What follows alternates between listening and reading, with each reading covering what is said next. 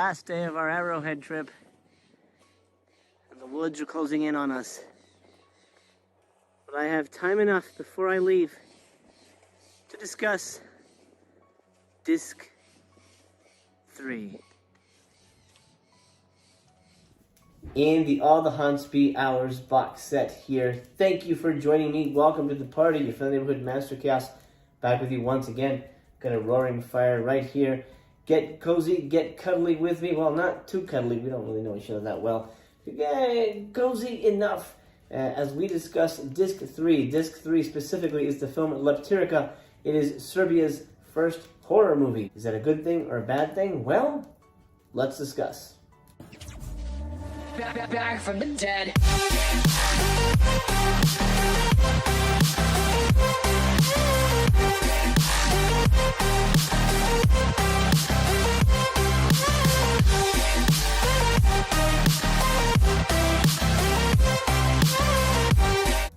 Leptirica can be found here, as I said, on Disc 3. Let's get to that right now. I'm going to flip to it. It is essentially a riff on Dracula, of course, the famous Dracula storyline taking place in a small farm community. There is a bloodthirsty creature on the loose, and the population is worried. How can they defeat this monster? Who is the monster? And how can they find peace? That is, of course, the central questions up for answers in this film. Leptirica, like I mentioned, is Serbia's first horror movie. And the first thing I have to say right off the bat, and most likely it's an elements issue, the film looks awful. It looks rough. Honestly, when it first started, I thought, whoa, this is like VHS quality. And maybe that's where they got it. I don't really have the information on where these prints came from or where these transfers came from. It doesn't look great. But knowing that, you can just kind of, put that out of your mind that you're going to be looking at some kind of 4K restoration of this completely lost film and just enjoy it for what it is. Is it enjoyable? It's debatable. I'll get into more details in a second, but I do want to give you sort of the nitty-gritty on the film itself. It is short. As a matter of fact, most of the stuff on Disc 3 is short. So I would wager to say what you have in Disc 3 is a collection of short films. Now, in my estimation, a feature-length movie should be 70 minutes. That's industry standard. Of course, things fudge. We've got a lot of movies from the 30s and 40s and even nowadays that call themselves features, and they're, 59 minutes, 60 minutes, 65 minutes. But in terms of industry length, 75 minutes is a feature. Nothing on Disc 3 is a feature in my calculations. So I would say you have a disc of short films here, which is not necessarily a bad thing. They're all sort of a piece. They're all, directed by the same director. So it's very much in keeping with the spirit of the main attraction here, Leptirica, and not scattershot, which is good news. But Leptirica, as it stands, is an hour and 4 minutes. It's too much! We'll call it a feature, but you and I think, know a little better. Is it good, though? Is it worth your time? Well, this is where, of course, personal taste comes into the equation. I would say it's not for everybody. It's a slow burn movie. It's definitely a folk horror movie. It's very much couched in that villager regional feel, but it's not necessarily super thrilling. It's not necessarily action-packed. It's not necessarily spooky or creepy. It's almost all shot in the daytime, so keep that in mind. There's that element. There's not a lot of atmospheric stuff to it. When we do get the monster stuff, the monster stuff is pretty creepy and pretty eerie, and it pops up here and there, so that's pretty exciting stuff. And also, there's a disconnect with the name and the plotting here, because the movie is about a vampire kind of werewolfy creature, and the movie's called Leptirica, which is, I assume, Serbian for she-butterfly. At least that's the translation. She-butterfly. There is no female butterfly in this movie. I think there's a moth. They cut to a moth at one point, but there really is no butterfly whatsoever, much less a giant butterfly woman, which I kind of honestly wanted to see. Leptirica, I'm thinking, okay, giant butterfly woman eating villagers? fuck yeah, that's folk horror for me. It's not here. So if you're going in expecting a butterfly-themed horror movie, you're not going to get it. Honestly, I'm still waiting on the ultimate butterfly horror movie, which is yet to materialize. Disappointed! In the end, Leptirica is really more about bumbling farmers than real terror, and that really docks at a point. But because it's short and it's easily digestible for the most part, I'm not going to be too mad at it. It's going to get 2 stars. I'm going to go with 2 stars for Leptirica. I don't think I'll ever revisit it. Would I recommend it, which is kind of what I'm doing here? I would say if you wanted to skip anything, you could probably skip the entire 3rd disc, and you'd be okay. You're not going to really miss anything groundbreaking or earth-shattering. Right now, episode 3 of 12 of this epic review series on this giant box set, we've hit a snag. The first 2 have been great. I'm very excited for the first 2 discs. Disc 3, we kind of hit a snag here. Not terrible whatsoever. We're going to talk about the other stuff on this disc in a minute. But when it comes to the main feature, if you had to skip anything, you're running out of time, or you're just like, well, I just want to pick and choose the best shit out of here, you can skip the entire disc 3. But there's way more to enjoy on disc 3, so let's cover that. Okay. You get 2 lengthy short films on disc 3, so like I said, you're basically getting 3 long short films or 3 short long films, depending on how you see it. The first one on here is Ward, same director as Leptirica. It runs 44 minutes, and it is about a man running away from a mysterious figure in black. He seeks solace, he seeks sanctuary in a mental hospital. The doctors there are trying to help the young man ease his suffering, his woes. He's worried about this mysterious guy who's chasing him down. I'm not going to give anything away here, but soon the staff at the hospital realizes what's really bothering the man, and it leads to some, unforeseen circumstances, which I'm not going to delve into because, again, I don't want to ruin anything for you. It's a little long. I feel it could have been shorter and it would have worked a little better. The way it is, I feel it kind of drags out itself a bit too much, and that is unfortunate. This is Ward, 44 minutes. Again, you can skip it.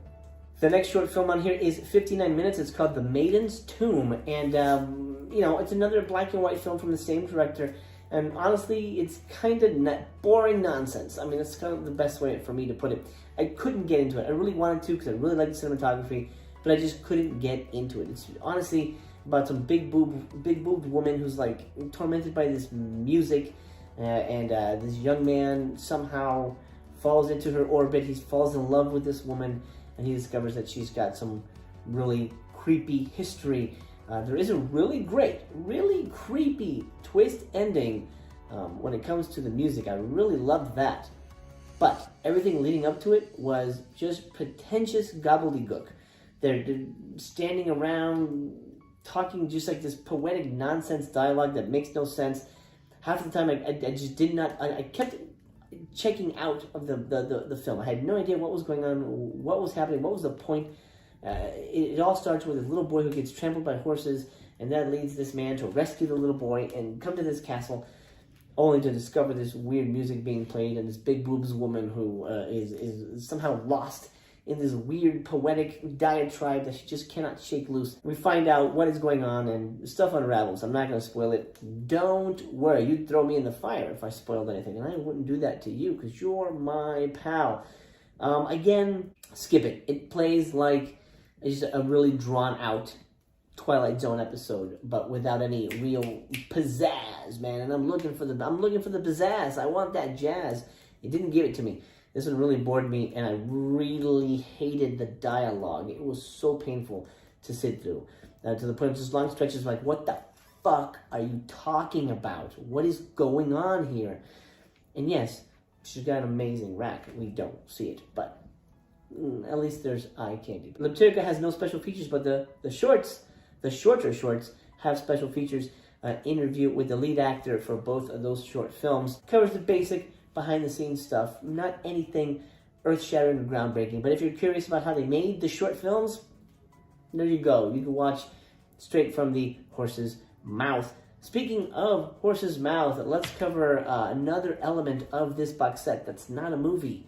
It is another piece of physical media, though, and that is the book. Okay.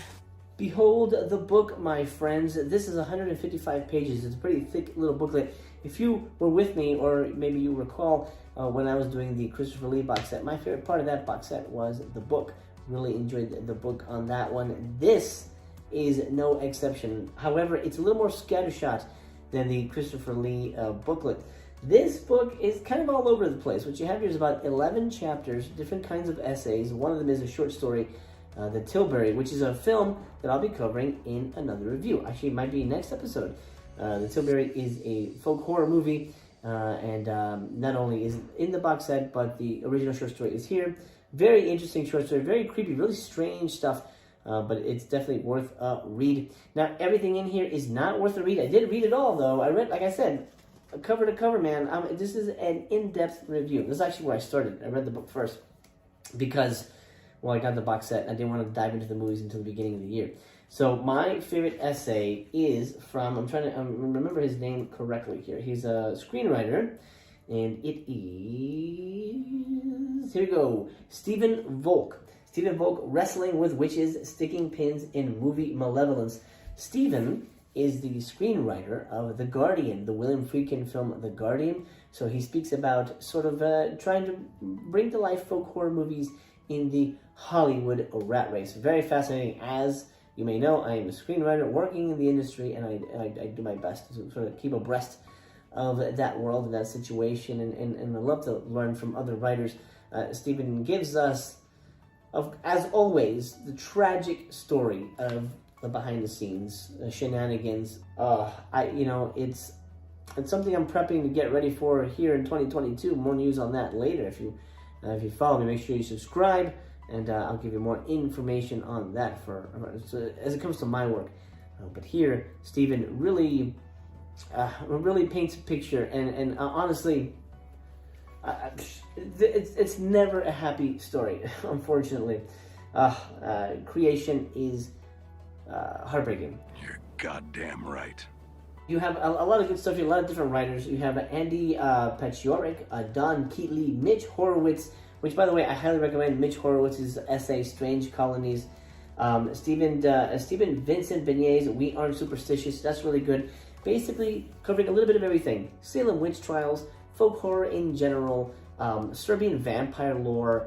That's what I said. It's very scattershot. Very, very scattershot. The one I would skip, in case you're wondering, Lambkin, The Motivation of Horror, was towards the end. I did not know what the hell that whole essay was about. It's the longest one on here, and I just kept falling asleep reading that. And it took me a couple days to get through it because I just did not understand what the hell the point was.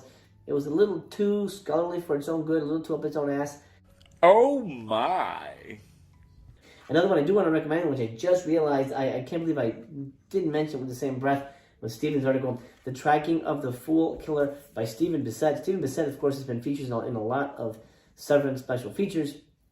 He was on The Demon, countless others.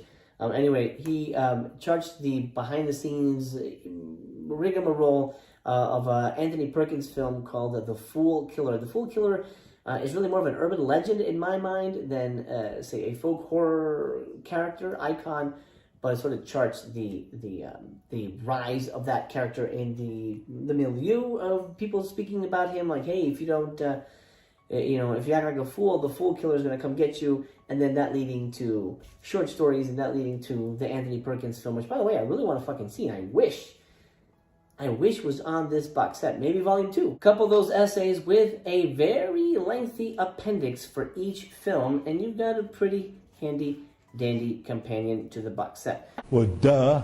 4 stars. 4 stars because it's a little too scattershot to feel very cohesive, even though it sort of all touches on folk horror in a way.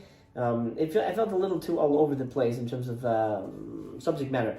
It is definitely worth a look, and it's not something to just completely ignore, especially if you want to get the most out of the All the Haunts Be Ours box set, which is what I'm hoping to accomplish for you with this in-depth review. Okay, let's call it a night.